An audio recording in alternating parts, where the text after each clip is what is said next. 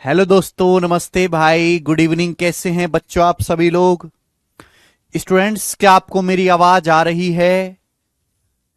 मेरे प्यारे दोस्तों, क्या आपको मेरी आवाज आ रही है? Good evening, good evening, good evening. बहुत सारे स्टूडेंट्स, बहुत सारे मेरे प्यारे भाई मेरे साथ जुड़ चुके हैं मैथ सीखने के लिए। मेरे प्यारे स्टूडेंट्स, हमारी गणित की एक जर्नी शुरू हो रही है। शुरू से लेकर आखिर तक आप टिके रहते हैं तो मैं हर एक बच्चे से वादा करता हूं कि वो गणित सीखेगा भी, सवाल भी सॉल्व करने लगेगा, 100% स्कोर भी करेगा। बस शुरू से लेकर आखिर तक आपको हमारे साथ टिके रहना है मेरे दोस्त। Good evening, good evening. अच्छा, आप में से कितने बच्चे ऐसे हैं जिनको यह फील होता है कि सर हमारा मैथ कमजोर है, हमको गणित से डर लगता है या हमसे सवाल नहीं होते? आप में से कितने बच्चे हैं ऐसे? आप में से मैं पूछना चाहूंगा कि आप में से कितने बच्चे ऐसे हैं जिनको गणित से डर लगता है, या जिन्होंने कभी आज तक, जैसे आपकी कोई 20 साल का है, कोई 21 साल का है, कोई 25 साल का है, कि उसने कभी गणित बहुत ज्यादा सॉल्व ही नहीं किया, कभी मैथ ढंग से पढ़ा ही नहीं है, लेकिन सरकारी नौकरी अगर आपको चाहिए, छोटी छोटी या बड़ी से बड़ी, तो आपको गणित पढ़ना पड़ेगा, गणित सीखना पड़ेगा, गणित में मेरे दोस्तों स्कोर करना पड़ेगा, तभी आपका सिलेक्शन होगा। अब गणित सीखना आपके लिए ऑप्शन नहीं, आपकी मजबूरी है, क्योंकि बिना गणित सीखे आप नहीं निकाल सकते बेटा गवर्नमेंट जॉब। एक चीज मैं आपसे और कहना चाहता हूं मेरे दोस्त, अगर आपका मैथ कमजोर है तो आपकी रीजनिंग भी कमजोर है, यह समझ लीजिए। अगर आपका मैथ मजबूत होगा तो उसके साथ साथ आपकी रीजनिंग और एनालिटिकल अप्रोच भी जो है मजबूत हो जाएगी। यानी कि एक सब्जेक्ट के साथ साथ ये दोनों सब्जेक्ट चलते हैं, मैथ प्लस रीजनिंग। और मेरे दोस्तों, आप जीएस कितना भी पढ़ लो, कितना भी जीएस सुबह शाम पढ़ लो, एक दिन में 10-10 घंटे, आप कभी जीएस में 100% स्कोर नहीं कर सकते। आप जीएस में 60%, 70% स्कोर कर लो, बहुत अच्छी बात, बड़ी बात है। आप जीएस के 25 सवालों में से 16-15 सवाल ठीक कर लो, बहुत बड़ी बात है। आप कितना भी मेरे दोस्तों अंग्रेजी पढ़ लीजिए, 25 में से 22-23 सवाल ही ठीक होंगे, 2-3 सवाल हमेशा गलत हो जाएंगे, बहुत ही रेयर चांस है। लेकिन मैथ और रीजनिंग, ये दो ऐसे सेक्शन हैं जिनमें 100% स्कोर करने की गारंटी है। और ऐसे बच्चे हैं लाखों जिन्होंने नौकरी ली है और इन दोनों सब्जेक्ट में उनका 100% स्कोर था। 100% स्कोर मेरे दोस्त। यानी कि यह बात आप मान के चलिए कि बिना मैथ और बिना रीजनिंग मजबूत करे आप नौकरी ले लो, यह असंभव है। या फिर थोड़ा बहुत पढ़ के नहीं, थोड़ा बहुत पढ़ोगे तो पेपर में थोड़े बहुत ही सवाल कर पाओगे। आप उस बच्चे से कैसे लड़ाई करोगे जो 100% स्कोर कर रहा है, जो मैथ के 25 के 25 सवाल पेपर में ठीक करके आ रहा है, जो रीजनिंग के 25 के 25 सवाल कैसे ठीक करके आ रहा है? नौकरी तो उसी की लगेगी ना जिसके नंबर ज्यादा होंगे। आपकी कोई पर्सनैलिटी, आपकी कोई गरीबी या कोई आर्थिक समस्या देखकर तो आपको कोई नौकरी मिलने नहीं वाली है। तो ये मान के चलिए, अगर आपको मेरे दोस्तों आज के समय में गवर्नमेंट जॉब चाहिए जहां कट ऑफ बहुत हाई पहुंच चुकी है, आपको मैथ में और रीजनिंग में 100% स्कोर करना पड़ेगा। वो अलग बात है कि एक दो सवाल आपसे गलती से गलत हो जाए, लेकिन टारगेट यही होना चाहिए कि हम मैथ और रीजनिंग में 100% स्कोर करें, इंग्लिश में मैक्सिमम स्कोर करने की कोशिश करें, और बेटा जीएस में तो सभी बराबर सा ही स्कोर करते हैं। कोई बहुत विरला ही बालक होता है जो जीएस में बहुत ज्यादा सवाल ठीक करके आता है। ठीक है भाई, इस सब्जेक्ट को जल्दबाजी में ना लें, इस सब्जेक्ट को जल्दबाजी में ना लें कि ये बहुत जल्दी जल्दी मैं कर लूंगा, या मैं 2 महीने में मैथ सीख जाऊंगा, या मैं 3 महीने में मैथ सीख जाऊंगा। ऐसा नहीं है। मैं मानता हूं कि 2 महीने 3 महीने में बच्चे सिलेबस भी खत्म कर सकते हैं, बच्चे मैथ भी सीख सकते हैं, बच्चे कंपटीशन में निकाल सकते हैं। लेकिन वो बच्चे अलग होते हैं बेटा। वो बच्चे होते हैं जो आईआईटी से पास है, जो एनआईटी से पास है, जिनकी मैथ्स बहुत अच्छी है, जिन्होंने पहले भी तैयारी कर रखी है, जिनका ऑलरेडी एजुकेशन बैकग्राउंड बहुत अच्छा है, जो बहुत अच्छे परिवार से बिलोंग करते हैं, जिनकी बहुत महंगे स्कूल में स्कूलिंग हुई है, वो बच्चे 2-3 महीने में भी कर सकते हैं। लेकिन ज्यादातर जो बच्चे हैं जो सरकारी नौकरी की तैयारी कर रहे हैं वो बहुत गरीब तरीके से, बहुत लोअर मिडिल क्लास से हैं, जिनको बहुत बढ़िया स्कूलिंग नहीं हुई, जिनकी एजुकेशन कोई बहुत बढ़िया नहीं हुई, जिनके टीचर्स कभी बहुत अच्छे नहीं मिले। तो आप ये मत सोचो कि मैं 2 महीने 3 महीने में कर लूंगा। अगर आप सरकारी नौकरी की तैयारी में आए हो तो 1 साल, 1 साल का टारगेट बना के रखो। आप कितने भी कमजोर क्यों ना हो, 1 साल में मेरे दोस्त आप मैथ्स भी सीख सकते हो, रीजनिंग भी सीख सकते हो, इंग्लिश भी अच्छे से समझ सकते हो और जीएस भी तैयार कर सकते हो। 1 साल का समय लगेगा, क्योंकि इस 1 साल में बेटा आपको सिलेबस भी पढ़ना है, उस सिलेबस पढ़ने के बाद उस सिलेबस का रिवीजन भी करना है, सिलेबस रिवीजन के बाद आपको सिलेबस की प्रैक्टिस भी करनी है, प्रैक्टिस हो जाने के बाद आपको मॉक टेस्ट भी लगाने हैं, तब जाके आप तैयार हो पाओगे। और ये सारा प्रोसेस 1 साल का समय लेगा, 1 ईयर का। वो बहुत अलग बालक होते हैं मेरे दोस्त जो 6 महीने में ही काम कर लेते हैं, भाई उनकी क्षमता डबल है। हर इंसान की क्षमता अलग अलग होती है। मैं अगर 10 आदमी खड़े कर दूं और बोलूं ईंटा लेके पहाड़ पे चढ़ो, तो कोई आदमी अपने सर पे 5 ईंटा ही रख पाएगा, कोई 10 ईंटा ही रख पाएगा। हो सकता है कोई आदमी ऐसा हो जो 40 ईंटा लेके पहाड़ चढ़ जाए, 40 ईंट सर पे रख के। हर आदमी की क्षमता अलग अलग होती है, सबको एक तराजू में जो है नापना बंद करना पड़ेगा। दूसरी बात, बहुत से बच्चे पूछे कि सर मैथ मजबूत करने के लिए कितना घंटे पढ़े, वो आप पे डिपेंड करता है। कोई बच्चा 1 घंटा पढ़े काफी है मैथ, कोई बच्चा 4 घंटा पढ़े तो भी कम पढ़ेंगे उसको मैथ समझने के लिए, वो क्योंकि उसके दिमाग की क्षमता ऐसी है। ये एक स्लो प्रोसेस है, धीरे धीरे धीरे धीरे धीरे धीरे जैसे आप पढ़ोगे वैसे वैसे आपकी समझने की स्पीड तेज होगी, जैसे जैसे आप सवाल लगाओगे मेरे दोस्तों वैसे वैसे आपकी स्पीड तेज होगी सवाल करने की, और जितने ज्यादा आप क्वेश्चंस प्रैक्टिस करोगे वैसे वैसे आपकी एक्यूरेसी भी बढ़ेगी। तो हमको बेटा दोनों चीजों पे काम करना है, स्पीड प्लस एक्यूरेसी। ध्यान रखिएगा, एक बच्चा ऐसा है जो केवल गणित सीखना चाहता है, केवल गणित सीखने वालों का सिलेक्शन हो ही नहीं सकता। आप कहोगे सर ऐसा क्यों कह रहे हो, क्योंकि पेपर में बेटा चाहिए स्पीड। आपको 1 घंटे में 100 सवाल सॉल्व करने, 1 घंटे में 100 क्वेश्चंस। कुछ बच्चे ऐसे होते हैं जिनको मैं आधे घंटे में 3 सवाल सिखाता हूं, उनको तो भी लगता है सर फास्ट हो रहा है। आप खुद सोचो, अगर आप आधे घंटे में 3 सवाल नहीं समझ सकते, उनको कॉपी में उतार नहीं सकते साथ साथ, तो आप 1 घंटे का पेपर में 100 सवाल कैसे करके आओगे सॉल्व, जहां मैं भी आपके साथ नहीं रहूंगा। आप खुद सोचो बेटा।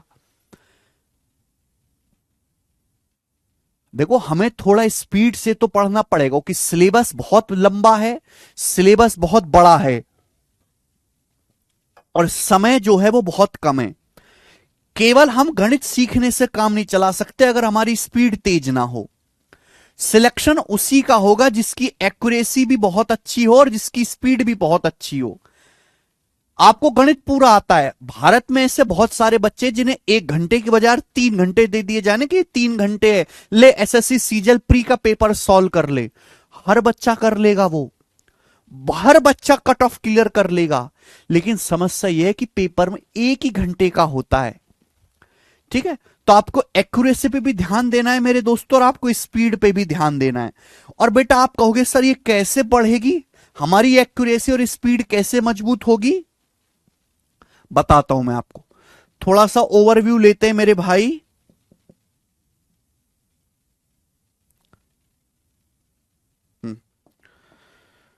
तो मेरे दोस्तों पहले आपको कॉन्सेप्ट सीखना है, जितने ज्यादा डिटेल में कॉन्सेप्ट जान सकते हो जानो।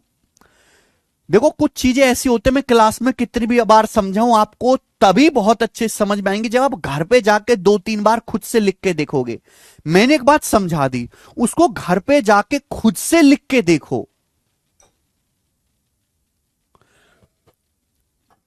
खुद से करके देखो, ठीक है ना। और कॉन्सेप्ट समझने के बाद आप प्रैक्टिस करो, प्रैक्टिस प्रैक्टिस, तब जाके आपकी स्पीड और एक्यूरेसी बढ़ेगी। कुछ बच्चे कहते हैं बेसिक से पढ़ना है, बेसिक से पढ़ना है। ये एक्चुअली बेसिक से नहीं पढ़ना चाहते आप केवल बेसिक ही पढ़ना चाहते हैं, केवल बेसिक ही। जो लोग ये कहते हैं बेसिक से पढ़ना है, बेसिक से पढ़ना है, बेसिक से पढ़ाइए, बेसिक से पढ़ना है, वो बेसिक नहीं पढ़ना चाहते। बेसिक से नहीं, वो केवल बेसिक ही पढ़ना चाहते हैं। और आप अपने दिमाग में एक बात डाल लीजिए अच्छी तरीके से कि केवल बेसिक पढ़ लेने से, केवल बेसिक सवाल लगा लेने से आपका सिलेक्शन नहीं होने वाला। यूट्यूब पे बहुत सारे टीचर्स ऐसे हैं जो बहुत हल्का हल्का कॉन्सेप्ट सिखाते हैं, बहुत हल्के हल्के सवाल कराते हैं, है ना। उनको 1-1 लाख, 1.5 लाख, 40-40, 50-50 बच्चे देख भी रहे हैं। हर बच्चे को उनकी क्लास देख के लग रहा है कि यार मैं भी सीजन निकाल सकता हूं। वो दिन में सपने देख रहा है, दिन में, क्योंकि उसे वास्तविकता का पता ही नहीं कि एग्जाम में किस लेवल तक पूछा जा रहा है। आप बहुत बेसिक बातों को तो आसानी से पकड़ लोगे, लेकिन जैसे ही लेवल बढ़ता है आपके दिमाग की नसें हिलना शुरू हो जाती हैं। ठीक है। अगर किसी कॉन्सेप्ट की शुरुआत मेरे दोस्तों यहां से होती है तो हम बहुत नीचे से पढ़ाएंगे, यहां तक तो हर बच्चा समझ जाता है, टीचर पढ़ाते भी यहां तक है। लेकिन बेटा मेरे भाई, एग्जाम में आता तो यहां तक है ना, इस चीज को हम कैसे छोड़ दें। ये मेरे दोस्तों ग्रीन सिग्नल, ये जो पिंक सिग्नल है, पिंक, इसे हर बच्चा समझ लेता है, हर बच्चा एडेप्ट कर लेगा। लेकिन जैसे ही एक लेवल बढ़ेगा वैसे ही दिमाग की नसें हिलना शुरू हो जाते हैं और बच्चा बौखला जाता है। वो बौखलाना कैसे बंद होगा? बौखलाना कैसे बंद होगा? जब आप घर पे जाके उन्हीं चीजों को दोबारा करके देखोगे, 3 बार करके देखोगे, 4 बार करके देखोगे। प्रैक्टिस, प्रैक्टिस और प्रैक्टिस। जिस दिन आप प्रैक्टिस बहुत ज्यादा करोगे उस दिन आसान के साथ साथ मुश्किल सवाल भी मेरे दोस्तों होने लगेंगे आपसे। केवल आसान कॉन्सेप्ट और आसान सवाल के पीछे मत भागो, वो आपको बर्बाद कर देंगे, वो आपको नौकरी से दूर ले जाएंगे। वो आपको मीठे जरूर लगेंगे करने में, लेकिन वो बेटा पेपर में केवल आसान चीजें नहीं आती हैं। आपको अच्छे सवाल भी प्रैक्टिस करने पड़ेंगे, अच्छे कॉन्सेप्ट भी डिस्कस करने पड़ेंगे, मुश्किल चीजें भी करनी पड़ेंगी। कोई बालक ये सोचता है कि पहले मैं प्री के सवाल, प्री के कंटेंट पढ़ लेता हूं, बाद में मेंस की तैयारी करूंगा। वो समय बीत गया जब प्री और मेंस में 3-3 महीने का गैप मिलता था, बच्चे खुल के तैयारी कर पाते थे। आज प्री के पेपर में और मेंस के पेपर में मात्र 40 दिन का गैप मिलता है, और 40 दिन में कोई मेंस की तैयारी नहीं कर सकता। यानी कि आप कोई भी कॉन्सेप्ट पढ़ें तो पूरा पढ़ें। हर कॉन्सेप्ट पे इजी सवाल भी बनता है, मॉडरेट भी बनता है, और बहुत मुश्किल भी बनता है जो दिमाग की नसें खोपड़ी खोल कर रख दे, जिसको 1 साल को समझने में शायद आपको 1 घंटा लग जाए। वो भी आपको साथ साथ ही करना है, चाहे आपको कितनी भी परेशानी क्यों ना हो समझने में। प्री और मेंस एक साथ ही पढ़ना है, चाहे आपको पढ़ने में कितनी भी परेशानी क्यों ना हो। यह सुन लीजिए, जो वो बच्चे बेवकूफ हैं जो पहले प्री की बात करते हैं फिर बाद में मेंस के बारे में सोचते हैं, ऐसे लोगों का कुछ नहीं होना, क्योंकि उनकी तैयारी हमेशा आधी अधूरी रह जाती है।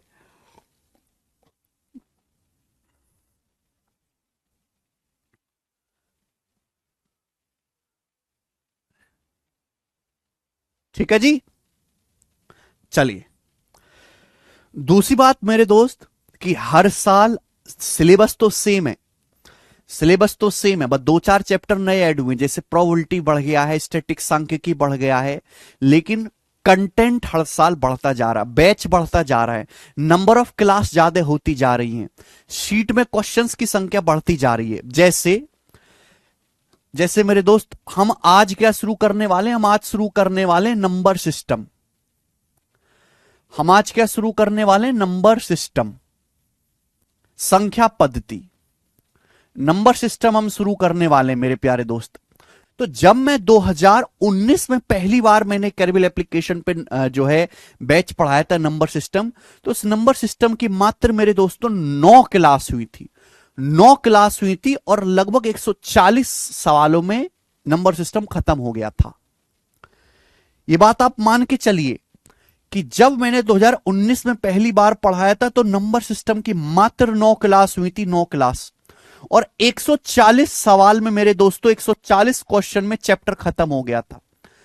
लेकिन 2019 के बाद 2019, 20, 21, 22, 23 और 24, 6 साल बीते। अब अब इन 6 सालों में हर साल पेपर हुए, सीजीएल का पेपर हुआ, सीटीएल का पेपर हुआ, सीपीओ का पेपर हुआ, एमटीएस का पेपर हुआ, सिलेक्शन पोस्ट का पेपर हुआ, स्टेट एग्जाम हुए, टीचिंग का, बिहार टीचर का पेपर हुआ, बीपीएससी हुआ, डीडीए का पेपर हुआ, सीडीएस का पेपर हुआ। हर साल मेरे दोस्तों, हर साल इतने ज्यादा एग्जाम भारत में होते हैं। हर साल 7,000 से ज्यादा नए सवाल आ जाते हैं। हर साल 7,000 से ज्यादा नए सवाल देश में पैदा हो जाते हैं। जैसे जनसंख्या हर साल बढ़ते जा रही है भाई, देश में अनाज लिमिटेड है, देश में पानी उतना ही है, देश की जमीन उतनी है, लोग जो है मच्छरों की तरह पैदा हुए जा रहे हैं, पॉपुलेशन बढ़ती जा रही है। ऐसे ही यहां पर है कि भाई सिलेबस तो उतना ही है, चैप्टर्स लिमिटेड हैं, चैप्टर्स उतनी ना, चैप्टर बढ़ाए गए ना, सिलेबस बढ़ाया गया, लेकिन हर साल इतने ज्यादा पेपर होते हैं ऑनलाइन होने की वजह से। पहले पेपर होता था ऑफलाइन। सीजीएल का पेपर है सुबह और शाम 3 शिफ्ट में, पेपर खत्म हुआ, खत्म हो गया। आज वही पेपर 40 शिफ्ट में होता है। तो जहां पहले एग्जामिनर को 25 मैथ के 75 सवाल बनाने पड़ते थे, आज वहीं ऑनलाइन पेपर कराने के लिए एक शिफ्ट में 25 सवाल, तो 40 शिफ्ट में कितने, 1000 सवाल हो गए। एक एग्जाम में 1000 सवाल नए हो रहे हैं केवल सीजीएल का पेपर करवाने के लिए।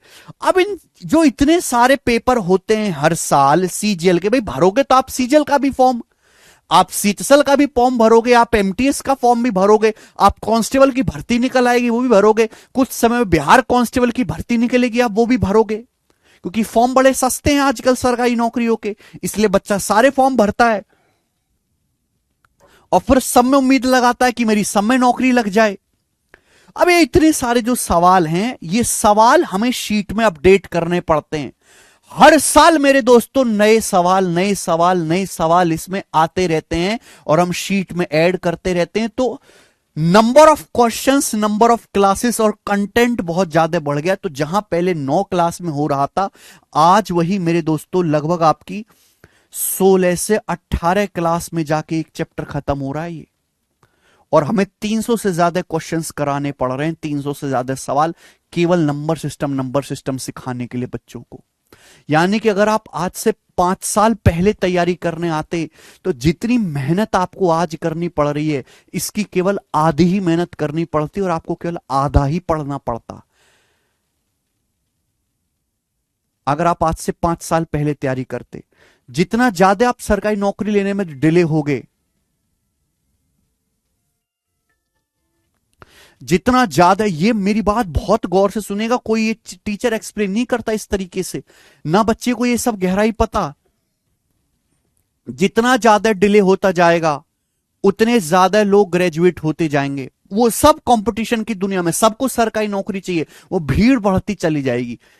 वैकेंसी लिमिटेड है, कम हो रही है या उतनी है, बढ़ नहीं रही, वैकेंसी बढ़ नहीं रही, या कम हो सकती है उतनी रहेंगी। अब मेरे दोस्त, और हर साल लाखों ग्रेजुएट होते हैं, लाखों बच्चे ग्रेजुएट होते हैं, और उसमें से लाखों बच्चे जो हैं सरकारी नौकरी की तैयारी में आते हैं।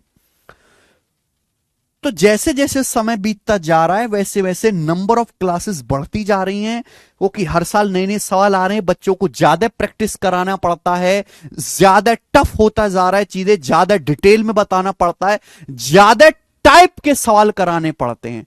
पहले कॉन्सेप्ट अगर 2 टाइप पढ़ाने पड़ते थे, तो आज पढ़ाने पड़ते हैं 5 टाइप। सिलेबस या चैप्टर्स नहीं बदला, सिलेबस के अंदर का, चैप्टर्स के अंदर के टाइप बढ़ गए, और वो आपको पढ़ना पड़ेगा, यानी कि समय लगेगा।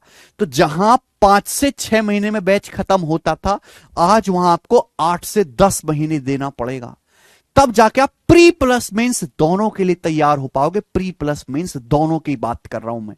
वो अलग बात है कि आप हल्का हल्का पढ़ लीजिए प्री के हिसाब से, तो आप जल्दी कर लें, लेकिन मेंस में क्या करोगे? बिना मेंस के सिलेक्शन होने वाला है नहीं, बिल्कुल भी।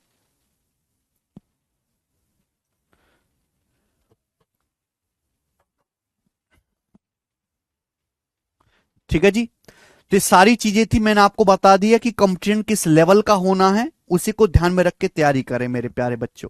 देखिए, नंबर सिस्टम में मेनली चार चीजें आती हैं। पहला तो आपका नंबर सिस्टम हो गया, संख्या पद्धति।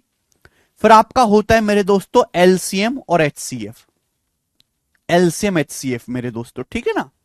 फिर उसके बाद आपका सिंप्लीफिकेशन, सरलीकरण, सिंप्लीफिकेशन, सिंप्लीफिकेशन हिंदी में इसको कहते हैं सरलीकरण, और कैलकुलेशन ट्रिक्स कि भाई जल्दी वर्ग कैसे करें, जल्दी गुणा कैसे करें, दशमलव को कैसे हटाएं, ठीक है, जल्दी वर्गमूल कैसे निकालें, जल्दी घनमूल कैसे निकालें, ये सब चीजें सिखाई जाती हैं सिंप्लीफिकेशन चैप्टर में। और सबसे आखिर में शर्ट्स और इंडिसेस, घातांक एवं करणी। आप किताबों में देखोगे मेरे दोस्तों, या हम भी इसको अलग अलग पढ़ाते हैं, पर ये चारों चैप्टर हैं एक ही फैमिली का हिस्सा, ये एक ही परिवार के हैं, एक ही परिवार के। Number system, LCM HCF, simplification, shirts indices, घातांक करणी। अगर मैं इनके एग्जाम में वेटेज की बात करूं तो जिन एग्जाम में 25 सवाल आते हैं, जैसे कि सीजल प्री का पेपर हो गया, सीतसल प्री का पेपर हो गया मेरे प्यारे भाई, ठीक है ना, उन सभी एग्जाम में 25 में से 2 से 3 क्वेश्चन इन चारों चैप्टर्स के देखने को मिलेंगे, 2 से 3 सवाल 25 में से, ठीक है। ओके मेरे दोस्त। अब जैसे आपका सीपीओ का पेपर होता है, सीपीओ भी 5-6 लाख बच्चे देते हैं हर साल। सीपीओ के पेपर में प्री में मैथ आता है जिसमें 50 क्वेश्चन आते हैं, तो 50 में से 4 से 5 क्वेश्चन इनसे पूछे जाते हैं, इन चारों चीजों से मिलाकर, ठीक है भाई मेरे। चलिए, अगर आप मेरे दोस्तों मेंस का पेपर दोगे, सीजीएल के मेंस का या सीएचएसएल के मेंस का पेपर दोगे, तो मेंस के पेपर में 30 क्वेश्चन आते हैं, और 30 क्वेश्चंस में से मेरे प्यारे भाई मात्र 2 से 3 क्वेश्चन ही number system, LCM HCF, short indices और सिंप्लीफिकेशन के होंगे। मेंस का पेपर दोगे मेरे दोस्तों। अगर आप कोई पुलिस वगैरह का पेपर देते हैं, पुलिस का पेपर दोगे या रेलवे का पेपर दोगे, तो मैथ के 20 सवाल ही आते हैं ज्यादातर उसमें, है ना। पुलिस का पेपर दोगे या रेलवे का पेपर दोगे, ठीक है, पुलिस या कांस्टेबल का पेपर दोगे या टीचिंग का पेपर होता है, तो 20 सवाल आते हैं, और उन 20 में से मेरे दोस्तों चूंकि स्टेट एग्जाम में नंबर सिस्टम ज्यादा पूछा जाता है, तो 2 से 4 सवाल तक, किसी किसी शिफ्ट में 4-4 सवाल भी नंबर सिस्टम से आते हैं, ठीक है। आप सीडीएस का पेपर दोगे जिसमें 100 क्वेश्चन आते हैं मेरे दोस्तों, सीडीएस का पेपर दोगे 100 क्वेश्चन पूछे जाते हैं इसमें डिफेंस का, तो उसमें 8 से 10 सवाल आपके नंबर सिस्टम से होते हैं इन चारों चैप्टर से मिलाकर, तो ये इसका वेटेज है।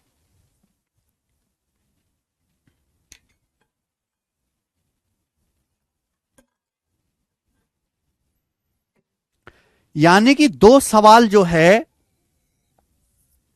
आप ही मान के चलिए आपको 2 सवाल पेपर में सही करने के लिए कितनी तैयारी करनी पड़ेगी, कम से कम आपको मेरे दोस्तों 300 सवाल प्रैक्टिस करने पड़ेंगे, और आपको सैकड़ों कॉन्सेप्ट जानने पड़ेंगे, ठीक है जी।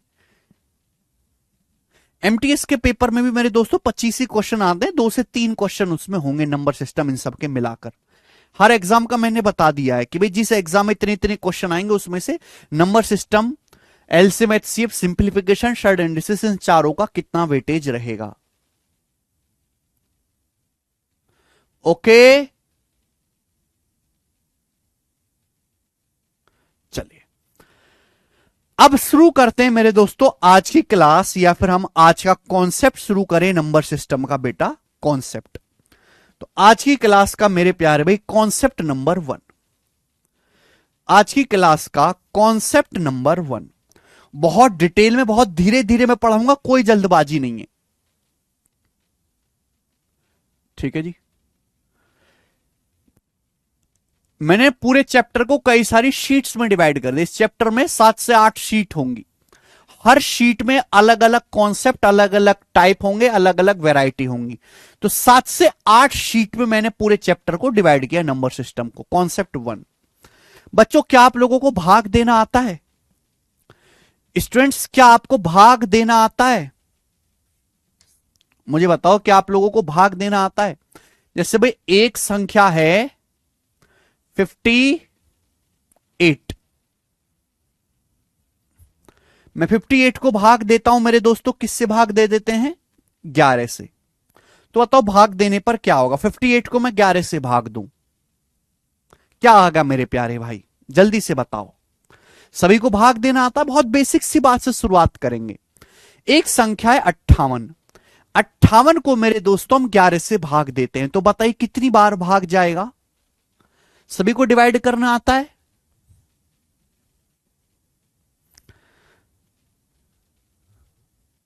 अब बेटा डिवाइड करना नहीं सिखाऊंगा मैं आपको, बैच है जीरो टू हीरो, मैं यहां पे आपको डिवाइड करना नहीं सिखाऊंगा, मैं आपको जल्दी डिवाइड करना सिखाऊंगा। डिवाइड करना आपको आना चाहिए।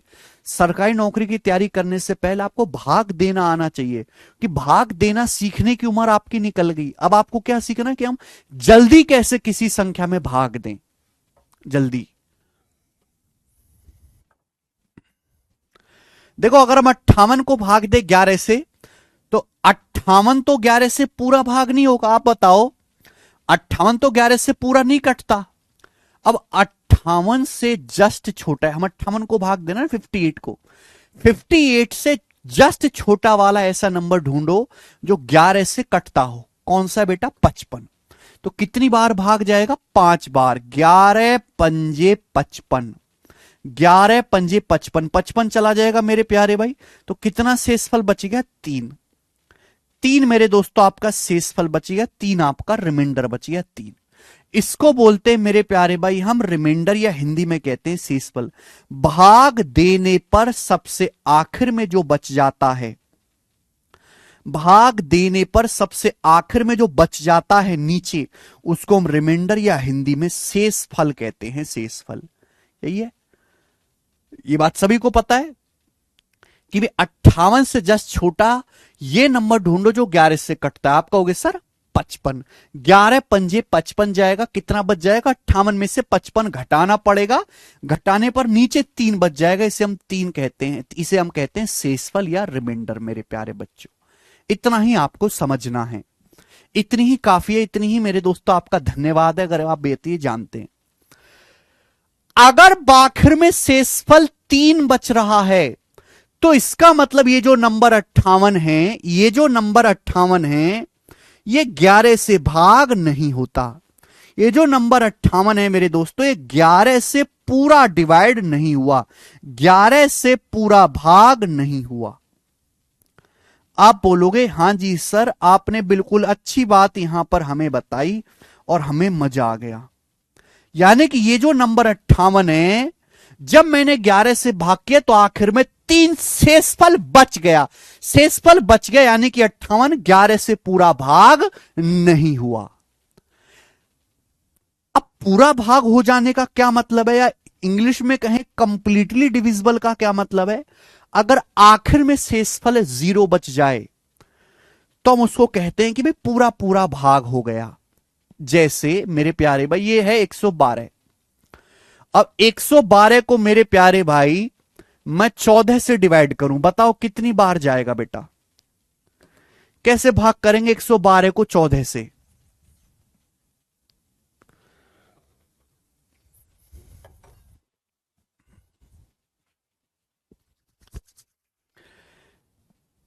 अगर मैं आपसे कहूं बेटा कि 112 को 14 से भाग करो,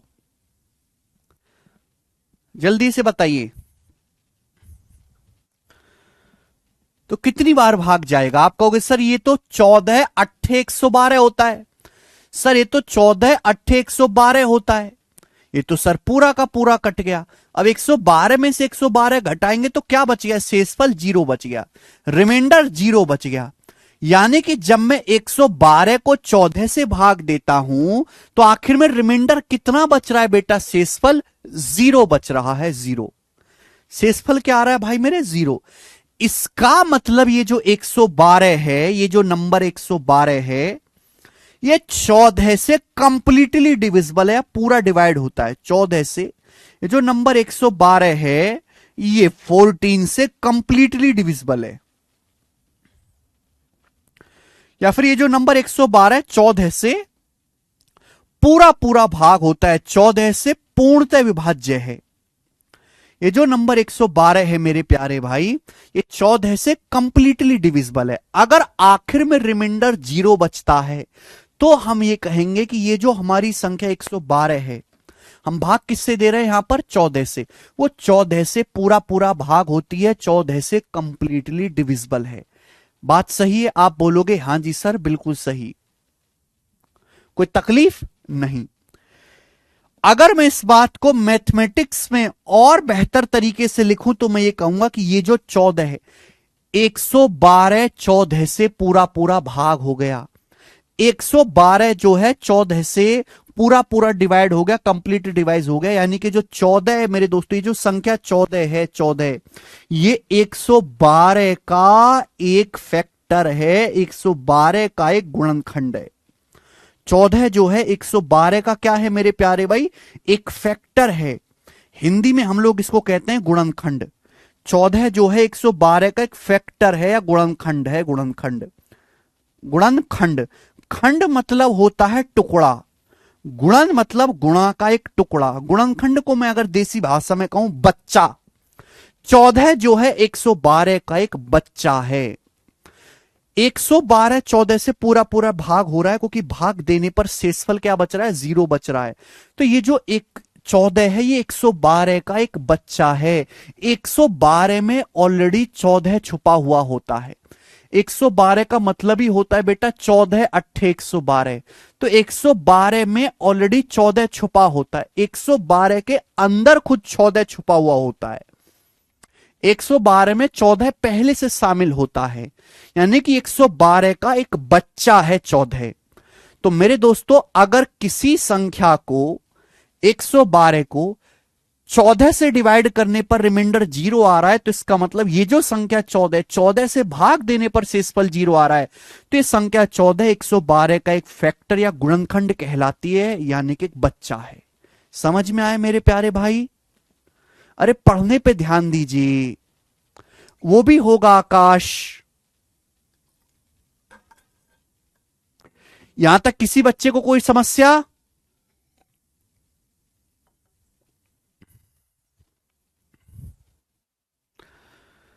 तो 14 जो है 112 का एक फैक्टर है, एक बच्चा है। क्यों बच्चा है? क्योंकि 112 जो है वो 14 से कंप्लीटली डिवाइड होता है। डिवाइड करने पर रिमाइंडर 0 बचता है। अब यहां जैसे मैंने 58 को 11 से डिवाइड किया, डिवाइड करने पर रिमाइंडर क्या बच गया? 3 बच गया। यानी कि 11 जो है 58 का फैक्टर नहीं है। क्या 11 58 का फैक्टर है? नहीं है, कोई इन फैक्टर नहीं है, क्योंकि भाग करने पर रिमाइंडर 3 बच रहा है। क्लियर बात? यहां तक आप बोलोगे हां जी सर, यहां तक एकदम बात क्लियर है, इसमें एक भी हमें धेले की परेशानी नहीं है। अगला कॉन्सेप्ट आप जानेंगे।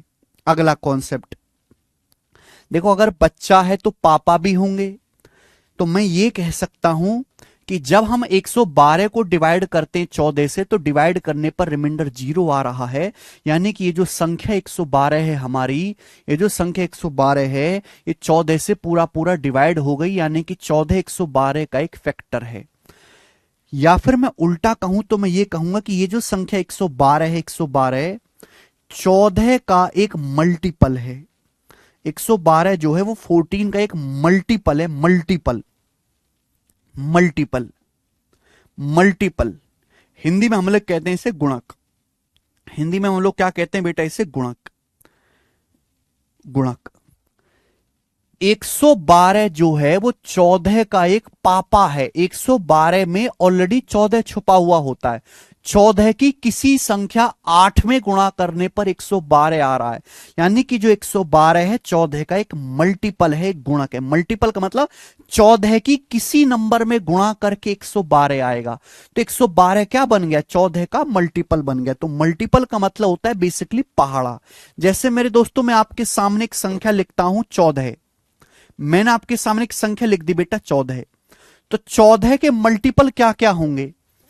14 किन किन संख्याओं को डिवाइड करेगा? 14 14 को डिवाइड करेगा, 14 कम 14, 14 28 को डिवाइड करेगा, 14 दूनी 28, 14 तिया 42।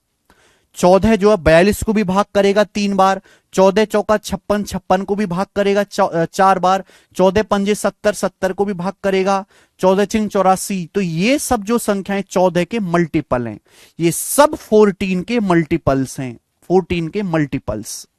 ये वो सभी संख्याएं जो 14 से डिवाइड होती हैं, ये वो सभी संख्याएं मेरे दोस्तों जो 14 से डिवाइड होती हैं। क्लियर है? आप बोलोगे हां जी सर, मुझे अच्छी तरीके से समझ में आ गया। तो आपको फैक्टर और मल्टीपल दोनों में फर्क समझ में आया?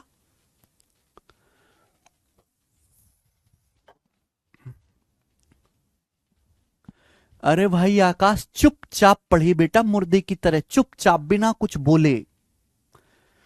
वहां से भी करेंगे, लेकिन ये जो है ज्यादा इंपॉर्टेंट है, ज्यादा सीक्वेंस में है।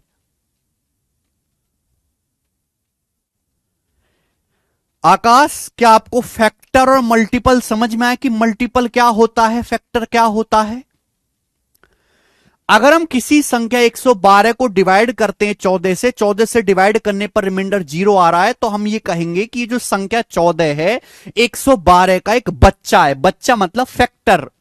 उल्टा ये कहेंगे कि ये संख्या 112 14 से पूरी भाग हो रही है, 14 से भाग हो रही है, तो 112 14 का एक पापा है, यानी कि 14 का एक मल्टीपल है, 14 का एक गुणक है। दोनों फर्क को बहुत अच्छी तरीके से जान लीजिए, समझ लीजिए। आगे अगला कॉन्सेप्ट जानो, बहुत छोटी छोटी बातें बेटा, बहुत छोटी छोटी बातें हैं। नेक्स्ट अगला कॉन्सेप्ट जानिए मेरे प्यारे भाई। मैंने अभी आपको समझाया कि अगर हम 112 को, अगर हम किसी संख्या 112 को 14 से डिवाइड करेंगे, 14 से, तो 14 से डिवाइड करने पर मेरे दोस्तों रिमाइंडर कितना आएगा, शेषफल कितना आएगा? तो आपको मैंने अभी समझाया कि सर 14 अट्ठे 112 8 बार चला जाएगा, शेषफल क्या बचेगा? 0 बचेगा। ये बताया मैंने आपको बेटा, यही मैंने बताया। बोलो कि सर अगर आप 112 को 14 से डिवाइड करोगे तो 14 से डिवाइड करने पर शेषफल क्या आएगा? 0 आएगा मेरे दोस्तों, 0। अब मेरे प्यारे भाई 112 का एक फैक्टर 14 है, 112 का गुणनखंड है, 112 का एक बच्चा है 14। तो अगर आप 112 को 14 से डिवाइड करोगे तो शेषफल क्या आ रहा है? 0। अब बेटा 14 क्या होता है? 14 क्या होता है मेरे दोस्तों? 14 होता है 7 दूनी 14, 7 गुणा 2 14, 14 होता है बेटा। यानी कि 14 का भी एक बच्चा 7 है, 14 का भी एक फैक्टर 7 है मेरे प्यार भी, 7। तो आपको यह बात समझनी चाहिए कि अगर आप 112 को 14 का फैक्टर 7 है, अगर 112 को 14 के फैक्टर 7 से ही डिवाइड करोगे तो भी डिवाइड करने पर रिमाइंडर 0 ही आएगा, तो भी भाग करने पर शेषफल 0 ही आएगा। अगर 112 को 14 से डिवाइड करने पर शेषफल 0 आ रहा है, क्योंकि क्यों आ रहा है? क्योंकि 14 112 का एक फैक्टर है, 112 का एक बच्चा है। तो बच्चे के बच्चे क्या हुए? पोते हो गए, पोते।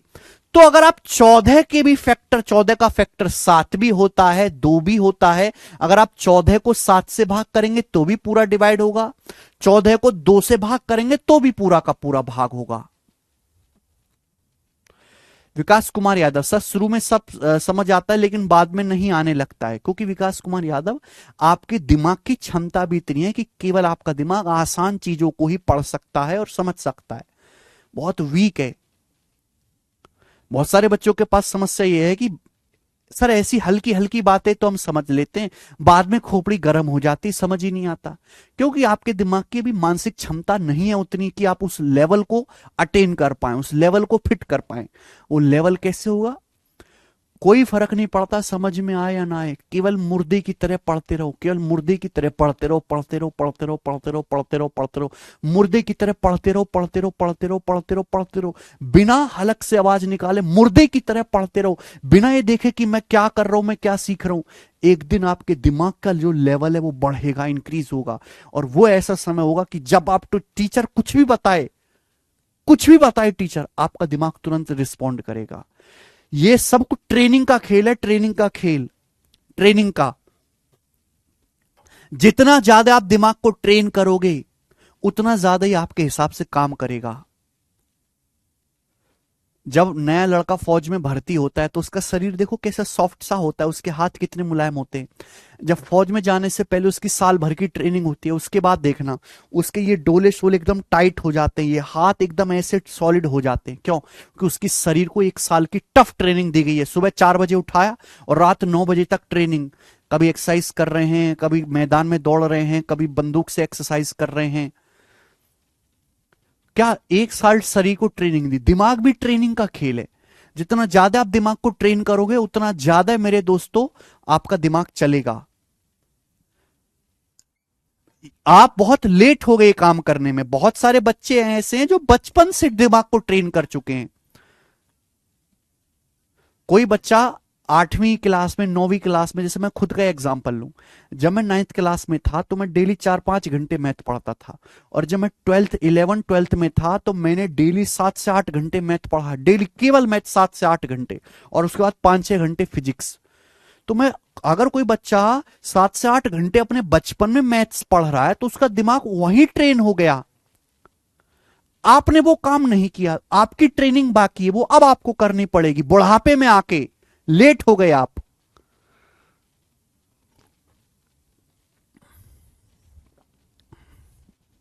ठीक है, तो कॉन्सेप्ट समझ में आ गया कि फैक्टर के फैक्टर से भी डिवाइड करेंगे तो भी रिमाइंडर 0 ही आएगा। ये सब बहुत बेसिक सी बातें थी जो मैंने आपको कॉन्सेप्ट समझाने के लिए समझे। अगली कॉन्सेप्ट अब आएगा बेटा, अगला कॉन्सेप्ट अब आएगा। आ जाइए बेटा, अगला कॉन्सेप्ट। कॉन्सेप्ट अगर समझ में आ गया, सवाल छू मंतर। सवाल छू मंतर मेरे प्यारे भाई, ध्यान से सुनिएगा। मैं आपके सामने 4 चीज लिखूंगा। ए की पावर n प्लस बी की पावर n।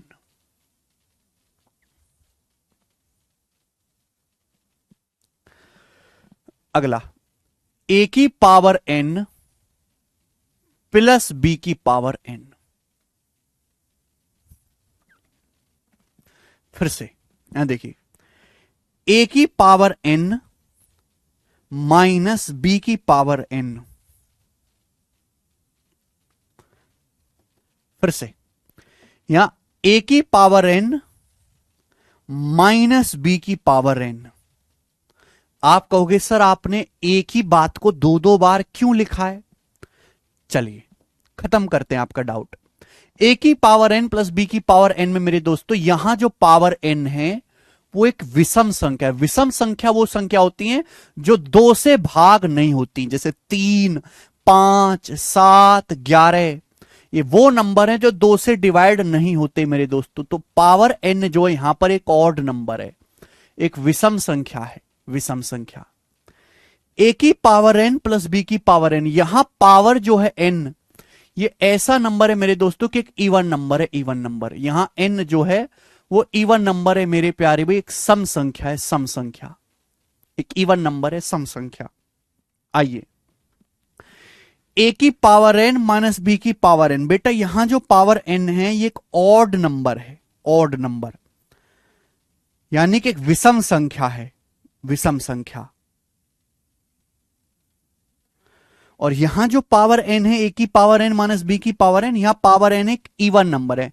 इवन नंबर वो नंबर होते हैं जो 2 से भाग हो जाते हैं, जैसे 2, 4, 6, 8, 10, 12, 14, 16, 2 का पहाड़ा, 2 का पहाड़ा 2 से भाग होगा, उन्हें हम इवन नंबर या हिंदी में सम संख्याएं कहते हैं मेरे दोस्तों। ठीक है, तो बेटा मैंने आपके सामने 4 संख्याएं लिखी हैं। ध्यान देने वाली बात है कि पावर या घात सेम होनी चाहिए। ऐसा नहीं कि भाई ए पे पावर अलग है और बी पे पावर अलग है, गलत बात। पावर सेम होनी चाहिए। अगर यहां पावर n है मेरे प्यारे भाई तो यहां भी पावर n ही होनी चाहिए, हर जगह पावर सेम होनी चाहिए। अब मुझे करना क्या है?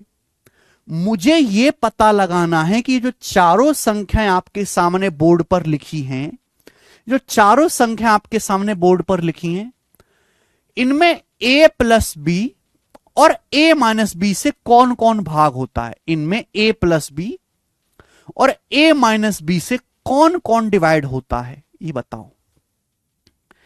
a प्लस बी और a माइनस बी से कौन कौन डिवाइड होता है, हमें यह बताना है मेरे प्यारे बच्चों। ठीक है जी, ए प्लस बी और ए माइनस बी से कौन कौन भाग होगा, कौन कौन डिवाइड नहीं होगा? बताओ मेरे प्यारे बच्चों, ए प्लस बी और ए माइनस बी।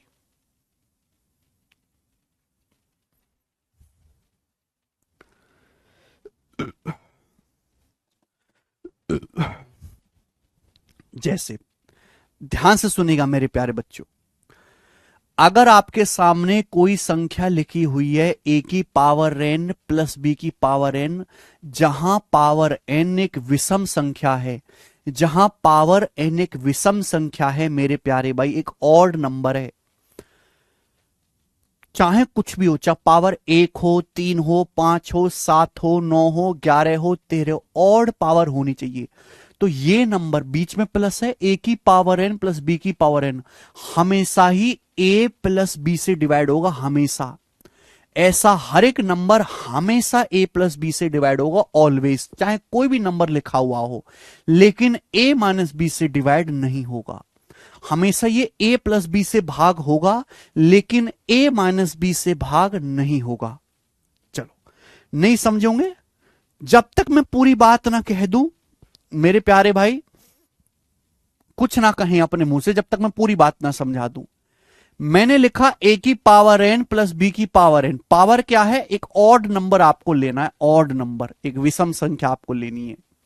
तो बेटा अगर मैं n की वैल्यू 1 लेता हूं, अगर मैं n की वैल्यू 1 लेता हूं कि भाई 1 एक ऑड नंबर है, अगर मैं n का मान 1 लेता हूं मेरे प्यारे बच्चों, तो क्या हो जाएगा? a की पावर 1 प्लस b की पावर 1 किसके बराबर हो जाएगा? a प्लस बी के बराबर हो जाएगा, यानी कि a प्लस बी से डिवाइड होगा। अगर मैं n की जगह 1 रखता हूं तो एक संख्या क्या बन जाएगी? a की पावर 1 प्लस b की पावर 1, तो यानी कि a प्लस बी हो गया, a प्लस बी से पूरा पूरा भाग होगा। अगर मैं n की जगह 3 रखता हूं, 3 तो संख्या क्या होगी बेटा? a cube plus B cube होगी, a की पावर 3 प्लस b की पावर 3, n की जगह 3 रखो। अगर आपको याद हो मेरे दोस्तों, और आपको याद होगा ही, मुझे पूरा विश्वास है, आप पढ़े हैं, a cube plus B cube का क्या फॉर्मूला है? a cube plus B cube का फॉर्मूला है a plus B into A square minus A B plus B square, A plus B into A square minus A B plus B square. ये A cube plus B cube का formula है। दिख रहा है सभी को formula? आप बोलोगे हां जी सर दिख रहा है। तो आप ये देख रहे हैं कि ए क्यूब प्लस बी क्यूब के फॉर्मूले में भी ए प्लस बी आता है, A cube plus B cube के फॉर्मूले में भी ए प्लस बी आता है। यानी कि मेरे दोस्तों, चाहे मैं n की जगह पावर 1 रखूं तो भी a प्लस बी से भाग होगा, अगर मैं n की जगह पावर 1 रखूं तो भी a प्लस बी से भाग होगा, a प्लस बी से भाग होगा, और अगर मैं n की जगह पावर 3 रखूं तो भी a प्लस बी आना ही आना है। देखो, a cube plus B cube का एक फैक्टर a प्लस बी है, a cube plus B cube का एक बच्चा ही तो है, a cube plus B cube का एक बच्चा ही तो है a plus B, a cube plus B cube का। ऐसे ही अगर मैं n की जगह 5 रखूंगा, 5 फॉर्मूला होगा अलजेब्रा का, आप n की जगह 5 रखो, 7 रखो, 9 रखो, 11 रखो, हमेशा ये a प्लस बी आना ही आना है, हमेशा a प्लस बी आना ही आना है मेरे प्यारे भाई।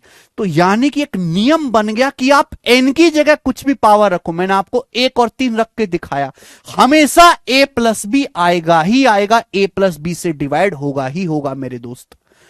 यानी कि मेरे प्यारे भाई कि a की पावर n प्लस b की पावर n अगर पावर ऑड है, अगर पावर ऑड है मेरे प्यारे भी, पावर अगर ऑड है, पावर अगर ऑड है, मैं अगर इसको a प्लस बी से डिवाइड करूंगा, a प्लस बी से, तो डिवाइड करने पर हमेशा शेषफल 0 आएगा, डिवाइड करने पर हमेशा रिमाइंडर 0 आएगा शेषफल, हमेशा। क्योंकि a की पावर n प्लस b की पावर n का हमेशा एक गुणनखंड, चाहे पावर 1 हो, 3 हो, 5 हो, 7 हो, मैंने बहुत सारे एग्जांपल लेके नहीं दिखाया आपको, 2 ही एग्जांपल लेके दिखाया मैंने आपको। टाइम वेस्ट है, इतना टाइम वेस्ट नहीं करना, टाइम की बहुत कीमत है, समय बहुत कम है, सिलेबस बहुत बड़ा है। अगर पावर ऑड है तो a की पावर n प्लस b की पावर n हमेशा a प्लस बी से भाग होगा, और भाग करने पर शेषफल हमेशा 0 आएगा।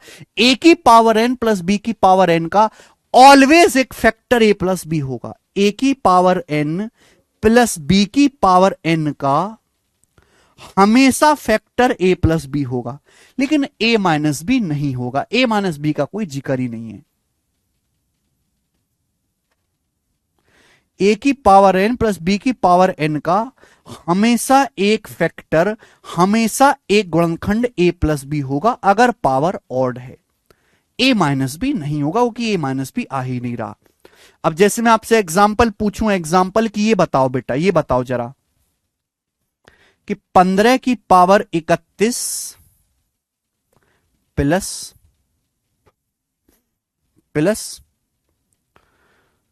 24 की पावर 31 को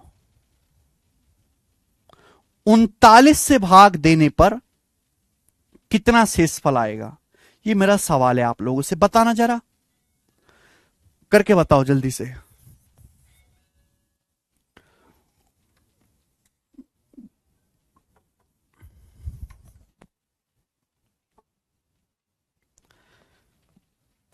बेटे कॉन्सेप्ट, पेपर में कॉन्सेप्ट थोड़ा ना पूछा जाता है, पेपर में पूछा जाता है उस कॉन्सेप्ट पर बेस्ड सवाल ये आएगा कि बताओ 15 की पावर 31 प्लस 24 की पावर 31 को 39 से भाग देने पर क्या शेषफल आएगा।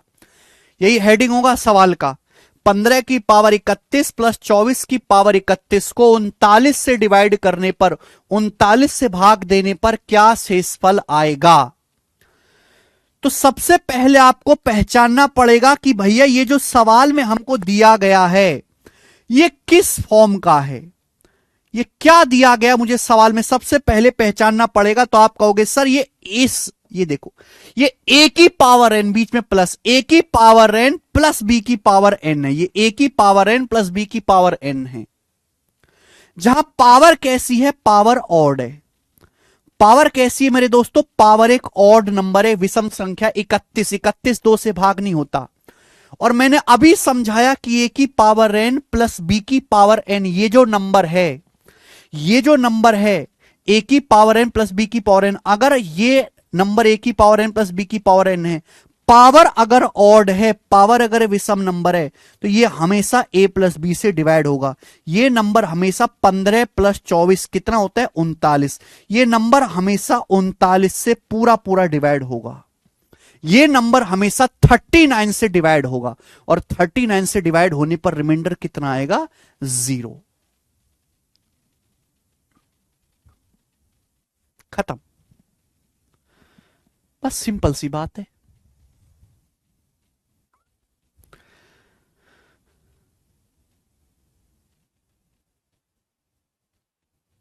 पंद्रह की पावर 31 प्लस 24 की पावर 31 का एक फैक्टर 15 प्लस 24 यानी कि 39 होगा, और 39 से डिवाइड करने पर मेरे दोस्तों शेषफल कितना आएगा, 0 आएगा। इतनी सी बात है, समझ में आ गया एग्जाम्पल से। तो ये कॉन्सेप्ट है बेटा, कॉन्सेप्ट देखने में अजीब लगता है, जब उस पर एग्जाम्पल दिया जाए हर बच्चे को क्लियर हो जाता है, लेकिन आपको शुरू से लेकर आखिर तक पढ़ना पड़ेगा, ठीक है। इसी तरीके से अगले कॉन्सेप्ट पे आते हैं। अब आप ये मुझे खुद ही बताओगे, आप मुझे खुद ही बताओ मेरे प्यारे भाई, ए की पावर एन माइनस बी की पावर एन, ए की पावर एन माइनस बी की पावर एन, बीच में क्या है, माइनस। अगर बीच में माइनस है मेरे प्यारे भाई, बीच में क्या है बेटा, माइनस है, माइनस। अगर बीच में माइनस है, माइनस, तो ये ए प्लस बी से डिवाइड होगा या ए माइनस बी से डिवाइड होगा। समझने वाली बात यह है कि अगर बीच में माइनस है तो ये कभी भी ए प्लस बी से डिवाइड नहीं होगा, ये हमेशा ए माइनस बी से डिवाइड होगा। ए की पावर एन माइनस बी की पावर एन में अगर पावर एक ऑड नंबर है तो ये नंबर हमेशा ए माइनस बी से डिवाइड होगा, ए प्लस बी से डिवाइड नहीं होगा भाई मेरे, ए प्लस बी से भाग नहीं होगा।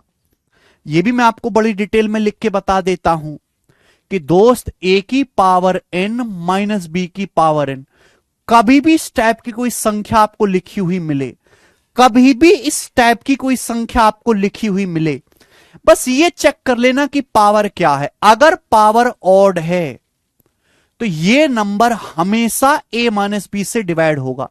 इस टाइप की कोई भी संख्या हमेशा a माइनस बी से भाग होगी। क्यों होगी भाई मेरे? अगर मैं n को 1 रखता हूं, अगर मैं n को 1 रखता हूं 1, तो हो जाएगा a की पावर 1 माइनस बी की पावर 1। a की पावर 1 माइनस बी की पावर 1 क्या आ जाएगा? a minus B. a की पावर 1 माइनस बी की पावर 1 क्या हो जाएगा? a minus B. देखो a माइनस बी से भाग हो गया। और बेटा अगर मैं n को यहां पर 3 रखता हूं, 3 रखता हूं n को 3, तो भाई ये a cube minus B cube हो गया बेटा, a cube minus B cube.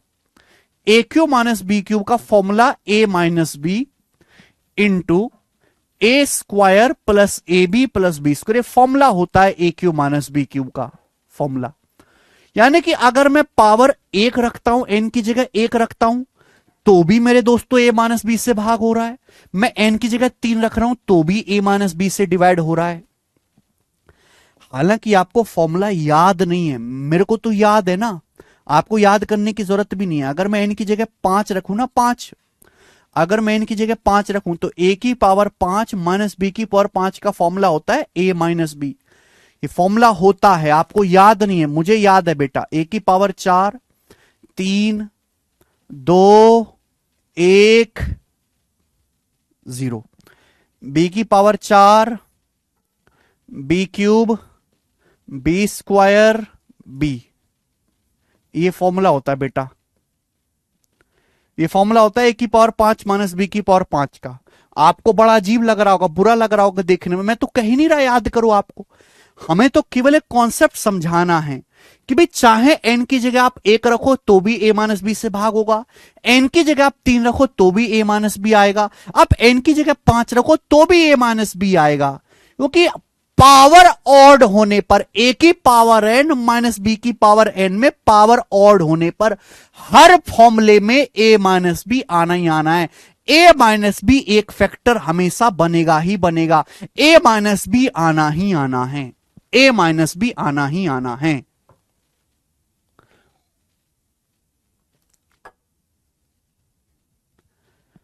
कोई भी पावर रहे, अगर पावर ऑड है तो a माइनस बी एक फैक्टर बन रहा है, और a माइनस बी अगर फैक्टर बन रहा है तो a माइनस बी से डिवाइड करने पर रिमाइंडर क्या आएगा? 0। अरे भाई दिमाग में कुछ घुसता है कि नहीं घुसता है? मैंने अभी समझाया कि भाई 112 का एक फैक्टर होता है 14, तो अगर 112 को 14 से डिवाइड करेंगे तो डिवाइड करने पर रिमाइंडर क्या आएगा? 0 आएगा। यहां पर यही तो मैं आपको समझाने की कोशिश कर रहा हूं। इसका मतलब a की पावर n अगर पावर ऑड है, अगर पावर ऑड है तो a की पावर n माइनस बी की पावर n का ऑलवेज एक फैक्टर a माइनस बी होगा, always factor a minus B होगा। एक बात समझने में आप पता नहीं कितना टाइम लेते हो भाई, बहुत ज्यादा टाइम लेते हो, बहुत स्लो प्रोसेसर है आपका, बहुत ज्यादा स्लो प्रोसेसर है। अगर पावर एक विषम संख्या है तो a की पावर n माइनस बी की पावर n का हमेशा एक फैक्टर a माइनस बी होगा। मैंने आपको एग्जाम्पल लेके दिखा तो दिया यार, जरूरी थोड़ा ना कि हम 100 एग्जाम्पल से समझें। पर ये तो फॉर्मूला फैक्टर कैसे बन गया? अरे भाई आकाश, फॉर्मूले में यार मैं आपके सामने ये बिल्कुल यार कैसे बालक हो, मैं आपके सामने लिखता हूं 112 बराबर 14 इंटू 8, ये मैंने लिखा। यानी कि 112 का एक बच्चे 112 14 गुणा 8 के बराबर है, 14 गुणा 8 के बराबर। 112 जो है 14 गुणा 8 के बराबर है। 112 क्या है? 14 गुणा 8, 14 गुणा 8। तो 112 का एक बच्चा 14 भी है, 112 का एक बच्चा 8 भी है। 14 और 8 दोनों ही 112 के फैक्टर हैं। आपको नहीं दिख रहा कि भाई a cube minus B cube है a माइनस बी गुणा A square plus A B plus B square. तो A cube minus B cube का एक बच्चा ये भी है, एक बच्चा ये भी है। ए की पावर 5 माइनस बी की पावर 5 है, ए माइनस बी गुणा समथिंग ये। ए की पावर 5 माइनस बी की पावर 5 का एक बच्चा ये भी है, एक बच्चा ये भी है। इसी के तो बच्चे हुए दोनों। जब मैं तुम्हारे सामने लिखता हूं कि 112 बराबर 14 गुणा 8, तो 14 क्या 112 का बच्चा, 8 क्या 112 का बच्चा। केशव देखना वीडियो रुक गई क्या?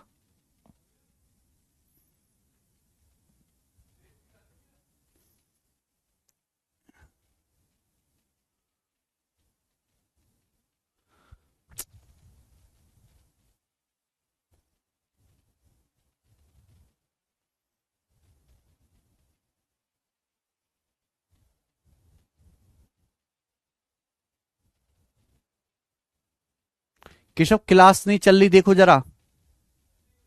अरे नहीं चल रही भाई,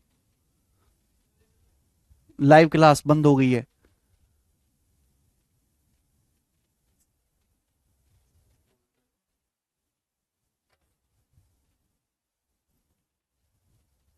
चल गई।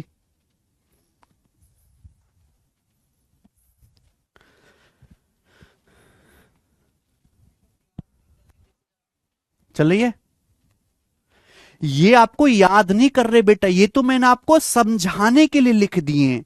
मैं डायरेक्ट लिख देता फिर आप ये कहते कि सर बताओ कहां से आया। अब मैंने आपको ये समझाया कहां से आया है, तो आप ये कह रहे हो सर फॉर्मूले तो हमें याद ही नहीं। याद करने की जरूरत नहीं, कोई जरूरत नहीं याद करने की। मैं केवल इतना कहना चाहता हूं भाई कि ए की पावर एन माइनस बी की पावर एन में अगर पावर ऑड है, ये मैंने आपको 3 एग्जाम्पल लिख के दिखा दिए।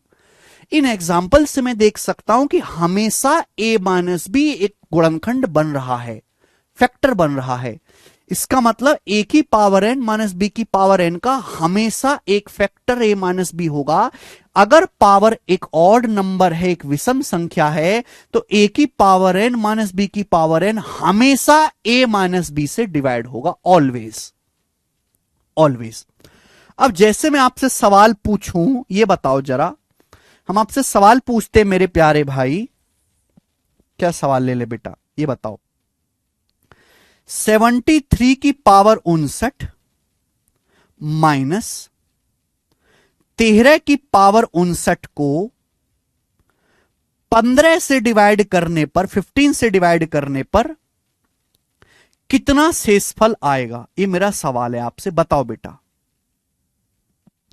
ये क्वेश्चन आ गया पेपर में। पेपर में सब कॉन्सेप्ट नहीं पूछा जाएगा आपसे, तो मैंने आपको प्रूफ करके समझाया है। अब देखो, एक कॉन्सेप्ट का प्रूफ समझने के लिए दूसरा कॉन्सेप्ट आना चाहिए।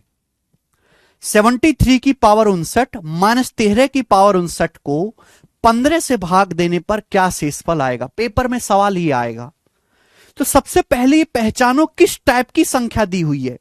ये जो संख्या आपको दी है बेटा, ये जो संख्या आपको दी है 73 की पावर 59 माइनस 13 की पावर 59, ये किस टाइप की संख्या है? तो आप कहोगे सर ए की पावर एन माइनस बी की पावर एन है। बिल्कुल ऐसा नंबर है, ए की पावर एन माइनस बी की पावर एन। सर बीच में माइनस है। पावर देखिए, पावर क्या है मेरे दोस्तों? पावर एक ऑड नंबर है, 59 एक ऑड नंबर है। पावर एक ऑड नंबर है, विषम संख्या। यानी कि 73 की पावर 59 माइनस 13 की पावर 59, ये जो संख्या आपके सामने है, इसका एक फैक्टर क्या होगा बेटा? इसका ये जो संख्या 73 की पावर 59 माइनस 13 की पावर 59 है, इसका एक फैक्टर 73 माइनस 13 यानी कि 60 होगा। ये इस संख्या का एक गुणनखंड 60 होगा। ये जो संख्या है ये 60 से पूरा पूरा डिवाइड होगी।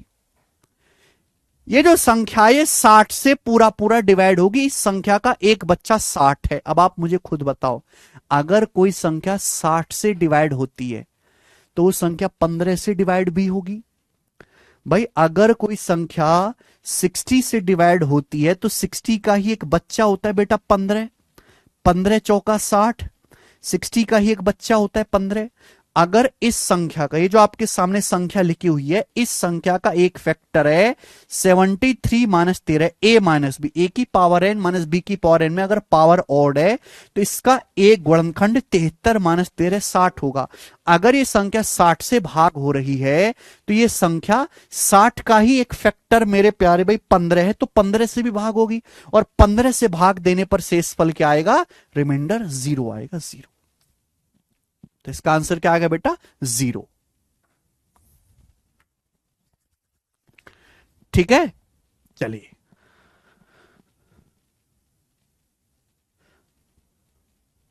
देखो दोनों तरीके से समस्याएं हैं भाई। जैसे मैं आपको एक कॉन्सेप्ट समझा रहा हूं, कॉन्सेप्ट नंबर 1, पावर डिफरेंट हुई तो कैसे करेंगे, पावर डिफरेंट हुई तो दूसरा जुगाड़ देखेंगे, वो दूसरा टाइप है, पहले ये टाइप तो पढ़ लो मोनिका, वो बाद में पढ़ेंगे, ठीक है। अगर मैं सीधा सीधा ये लिख के बता दूं कि चलो सवाल करते हैं, तो बच्चे पूछते हैं सर ये आया कहां से। जब मैं उनको ये बताता हूं कि यहां से आया, तो फिर ये कहते सर आपने अलजेब्रा का फॉर्मूला नहीं याद कराया। जब मैं अलजेब्रा का फॉर्मूला बताता हूं, तो आप कहते हो सर आपने सीधा अलजेब्रा बता दिया, आपने नंबर सिस्टम नहीं बताया। यानी कि चारों तरफ से मैं कुछ भी करूं, बच्चों को समस्या ही होनी है। क्यों? क्योंकि गणित एक जाल की तरह है, और ये पूरा जाल आपस में कनेक्टेड है, पूरा जाल। ऐसा नहीं कि आप नंबर सिस्टम पढ़ रहे हो तो आपको और बाकी चैप्टर्स का कतई ज्ञान नहीं है, थोड़ी बहुत चीजें आनी चाहिए, ठीक है।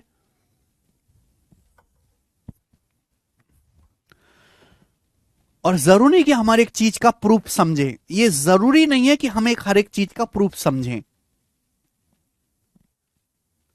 ठीक है। अगर हमको सीधा कॉन्सेप्ट भी याद है तो भी हमारा काम चल जाएगा, सीधा कॉन्सेप्ट भी याद है नहीं यश, ओके।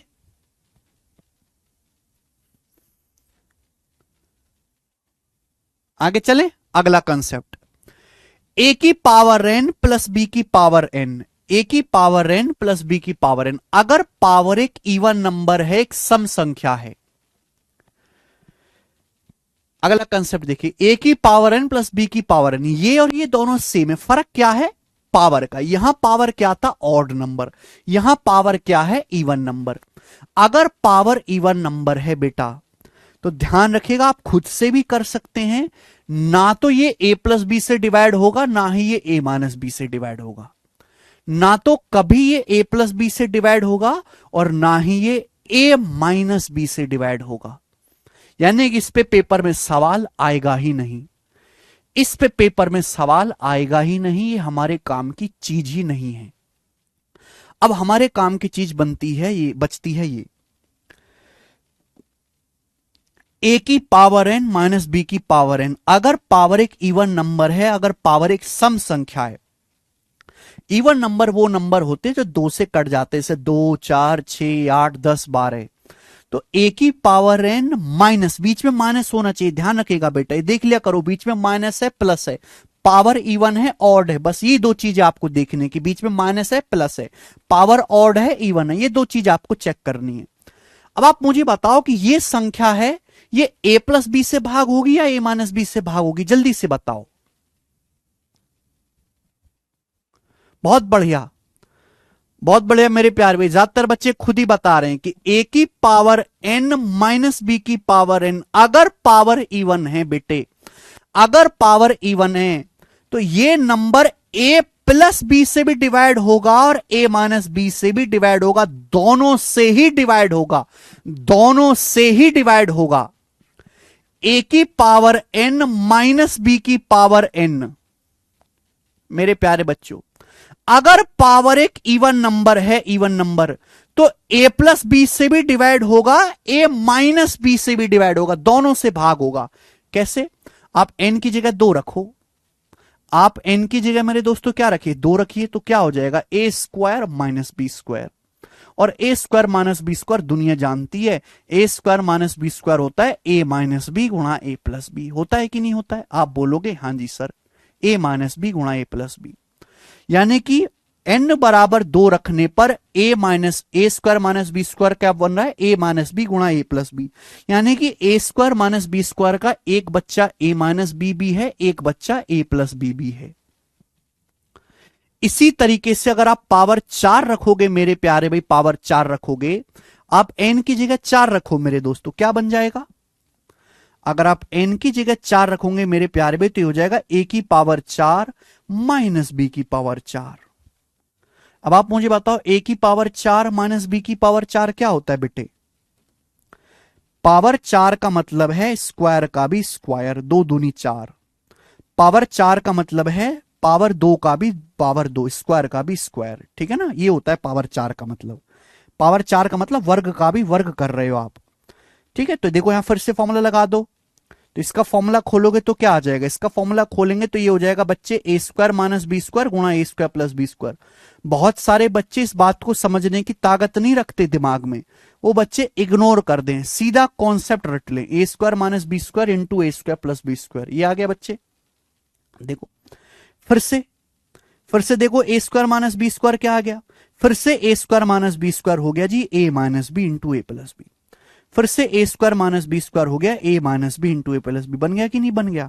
आप बोलोगे हाँ जी सर, ये फिर से ए minus B into A plus B का फॉर्मूला बन गया फिर से। यानी कि अगर मैं पावर चाहे 2 रखूं या फिर मैं पावर 4 रखूं, या मैं पावर 2 रखूं या पावर 4 रखूं, ए माइनस बी और ए प्लस बी दोनों हमेशा फैक्टर बन रहे हैं, दोनों ही फैक्टर बन रहे हैं, ए माइनस बी भी और ए प्लस बी भी। तो कॉन्सेप्ट बन गया ए की पावर एन माइनस बी की पावर एन में अगर पावर इवन है। मैंने आपको 2 एग्जांपल लिख के दिखाए, इससे ज्यादा हमें लिखने की जरूरत नहीं है। आप कोई भी पावर रखें, चाहे आप पावर 2 रखें, चाहे आप पावर 4 रखें, चाहे पावर 6 रखें, ये हमेशा ए माइनस बी से भी भाग होगा और ए प्लस बी से भी भाग होगा, दोनों से भाग होगा। कनक जी इससे आराम से नहीं बताया जा सकता, इससे आराम से सिलेबस ना हो 5 साल में भी पूरा। मुझे स्लो करने की बजाय आप अपने आप को खुद फास्ट करने पे काम करिए। पता नहीं और क्या आराम चाहिए भाई। 1.5 घंटे की क्लास में 3 बात मैंने आपको बताई, 1.5 घंटे की क्लास में 3 बात नहीं समझ सकते तो नंबर सिस्टम की 100 कॉन्सेप्ट कैसे समझोगे फिर आप?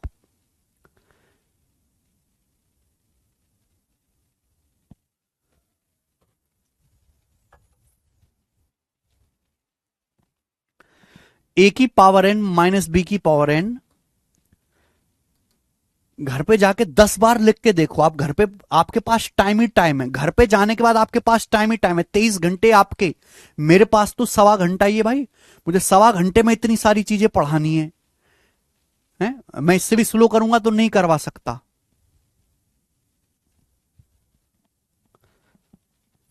फिर आप एक 105 साल के जापानी बुढ़वा से पढ़ लीजिए, बुढ़वा से पढ़ लीजिए किसी जिसके हाथ कांपते हो, ऐसे ऐसे ऐसे ऐसे लिखता हो, ऐसे एन बराबर 2 ए वर्ग मान ऐसे करता हो। लिमिट होती है भैया, इतना सारा पढ़ने के लिए कैसे होगा आप खुद बताओ। ठीक है जी, तो मैंने आपको भाई ये 4 कॉन्सेप्ट समझाए, ये सारे के सारे कॉन्सेप्ट ये एक स्लाइड में, केवल मैंने आपको 4 कॉन्सेप्ट आज की क्लास में सिखाए। ये तो किसी काम का है नहीं, ये किसी काम का है नहीं, क्योंकि इस पे कोई सवाल बनेगा नहीं, इस पे कोई सवाल बनेगा नहीं। ये 3 कॉन्सेप्ट आपके काम के हैं। ए की पावर एन प्लस बी की पावर एन में अगर पावर ऑड है तो ये नंबर ए प्लस बी से भी डिवाइड होगा, ए माइनस बी से भी डिवाइड होगा। अगर बीच में माइनस है तो ये नंबर हमेशा ए माइनस बी से डिवाइड होगा।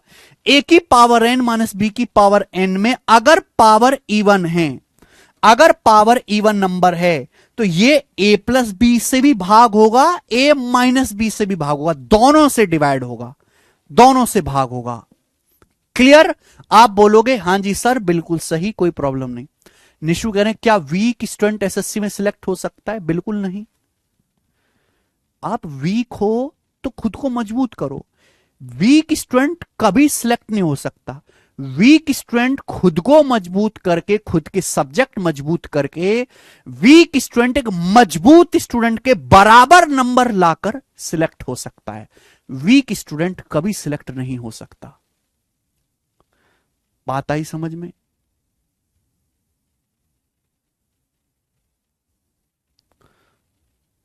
ठीक है भाई, चलिए अब इस पर बेस सवाल लेते हैं। ये मैंने आपको कॉन्सेप्ट समझाया धीरे धीरे। अब ये कॉन्सेप्ट आपको याद भी रखने पड़ेंगे। कॉन्सेप्ट याद नहीं होंगे तो सवाल आप जल्दी जल्दी नहीं कर पाओगे। सवाल नंबर 1 बताओ बच्चों क्या आंसर है?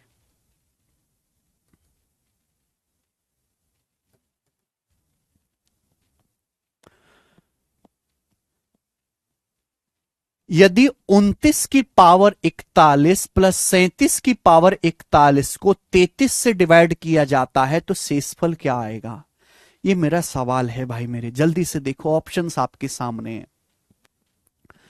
जब आपने सवाल देखा 29 की पावर 41, ये संख्या 29 की पावर 41 प्लस 37 की पावर 41, इस संख्या को 33 से भाग दिया जाएगा तो शेषफल क्या होगा?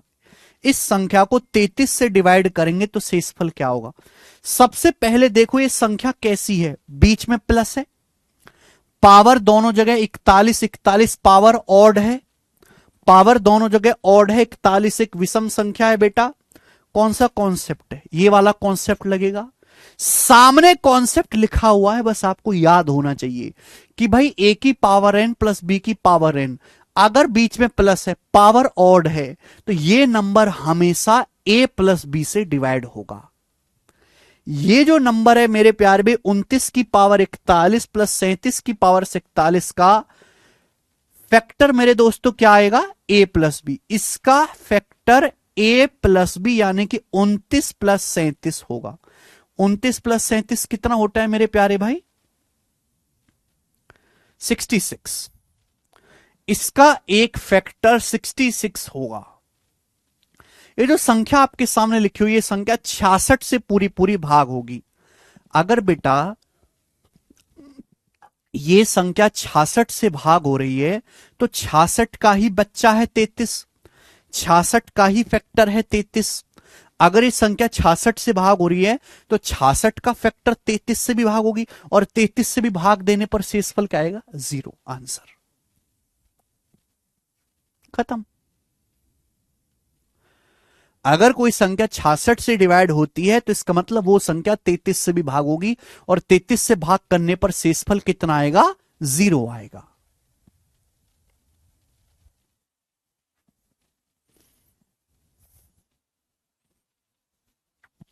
मजा आया ना बेटा? आप बोलोगे सर ये तो मजा आ गया, इतना आसान सवाल आएगा।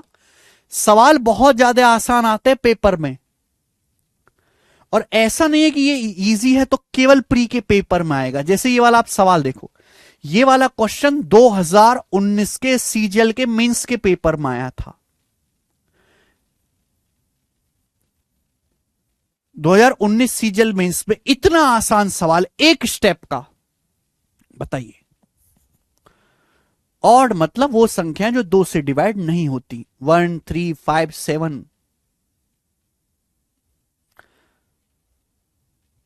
करिए, 127 की पावर 97 प्लस 97 की पावर 97 को 32 से भाग किया जाता है तो कितना शेषफल बचता है? आपके सामने संख्या लिखी हुई है 127 की पावर 97 प्लस 97 की पावर 97 को 32 से डिवाइड करने पर कितना शेषफल बचेगा? बीच में क्या है मेरे दोस्तों? प्लस, बीच में प्लस है।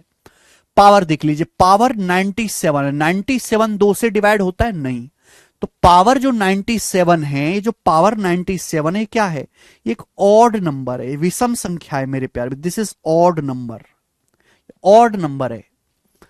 यानी कि ये जो संख्या है इसका फैक्टर ए प्लस बी होगा। इस संख्या का एक फैक्टर ए प्लस बी होगा। ए प्लस बी का मतलब 127 प्लस 97 कितना आ जाएगा बेटा? 224। इस संख्या का एक फैक्टर 224 होगा। ये जो संख्या आपके सामने लिखी हुई है बेटा, ये संख्या 224 से पूरा पूरा डिवाइड होगी। इस संख्या का फैक्टर 224 है। लेकिन सवाल में तो पूछा क्या ये संख्या 32 से डिवाइड होगी? 32 से भाग करने पर क्या शेषफल आएगा? बताओ। ये जो 224 है, क्या ये 32 से भाग होता? अगर मैं 224 को 32 से डिवाइड करूं तो 32 से कितनी बार जाएगा? 224 7 बार जाएगा। 32 सत्ते 224। यानी कि ये संख्या अगर 224 से भाग हो रही है तो 224 का ही एक बच्चा होता है 32। 224 का बच्चा 32। ये संख्या अगर 224 से डिवाइड हो रही है तो 32 से भी डिवाइड होगी, और 32 से डिवाइड करने पर रिमाइंडर क्या आएगा? 0 आएगा। खत्म। बताइए मजा आया कि नहीं सवाल करके? अगर आपको समझ में आया है, कॉन्सेप्ट दिमाग में फिट हो गया है मेरे प्यारे भाई, तो सब लोग कमेंट में यस लिख देंगे। आखिरी सवाल इस कॉन्सेप्ट का भी और इस क्लास का भी, बताओ।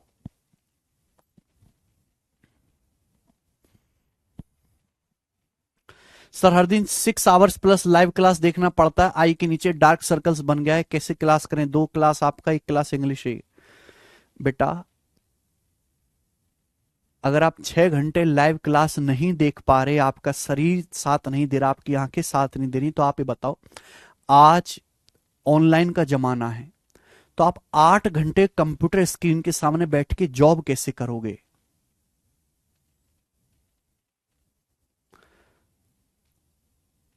अगर ईमानदारी से जॉब करी जाए तो आपको 8 घंटे कंप्यूटर स्क्रीन के सामने बैठना है, वहां भी कैसे करोगे?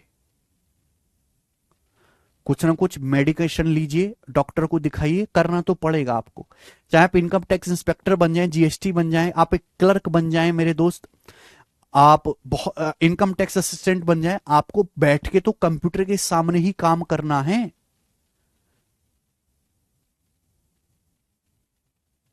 आप 6 घंटे मोबाइल से पढ़ रहे हो, फिर आपको 8 से 9 घंटे कंप्यूटर स्क्रीन के सामने रहना है, सिस्टम के सामने।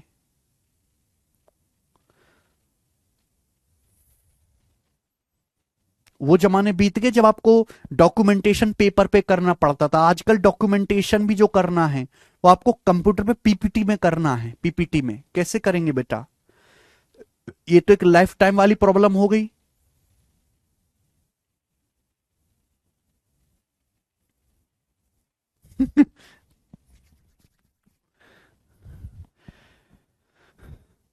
One of the factors where K is an odd number, बोला है ये संख्या आपको दी है, ये संख्या आपको दी है, बोला है इस संख्या का गुणनखंड क्या होगा जहां के एक ऑड नंबर है।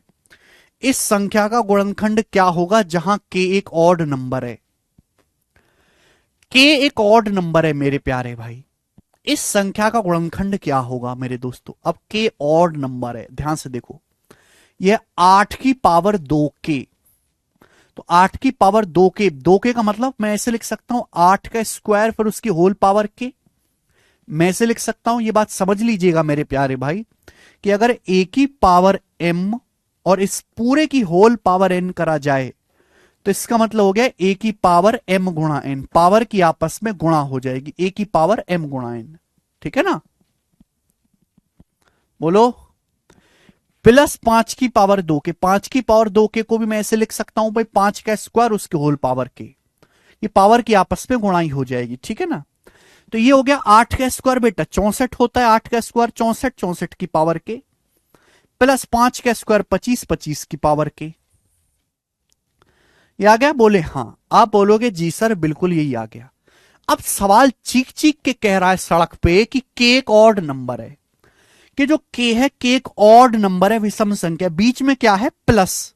और मैंने अभी समझा कि ए की पावर n प्लस बी की पावर n में अगर पावर एक ऑड नंबर है तो भाई इस संख्या का जो फैक्टर है, इसका जो फैक्टर है मेरे दोस्तों क्या होगा? इस संख्या का फैक्टर a प्लस बी होगा। इसका जो फैक्टर है वो 64 प्लस 25 89 होगा। तो इस संख्या का जो फैक्टर है वो क्या आ जाएगा बेटा? डी ऑप्शन 89, और ये आंसर आ जाएगा बात। ठीक है ना बच्चे? चलो, तो आज की क्लास को हम यहीं पे समाप्त करते हैं। कितने स्टूडेंट ऐसे हैं जिन्हें आज की क्लास के सारे कॉन्सेप्ट और सारे सवाल समझ आ गए? बताइए।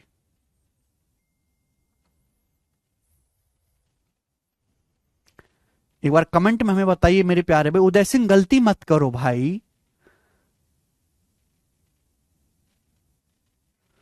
ऐसी माइनर मिस्टेक मत करो।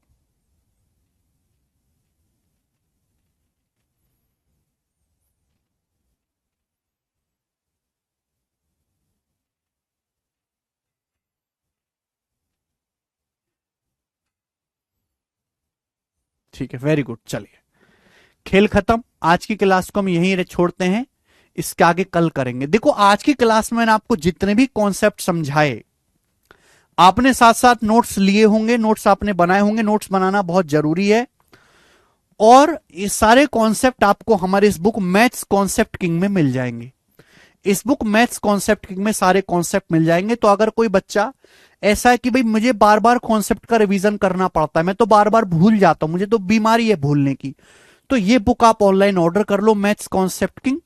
फायदा ये होगा कि कम से कम आपको कोई चीज छटाक से रिवीजन करनी है, बैठे बैठे 10 मिनट आपके पास खाली है, तो भैया 10 मिनट बैठ के रिवीजन ही कर लो। तो ये बुक आप ऑनलाइन ऑर्डर कर लीजिए। इससे बेस्ट बुक कॉन्सेप्ट सीखने के लिए, कॉन्सेप्ट रिवाइज करने के लिए सीक्वेंस में पूरे मार्केट में, क्या पूरी दुनिया में नहीं है। आप इसको ऑर्डर कर लेंगे सब बच्चे, ठीक है जी।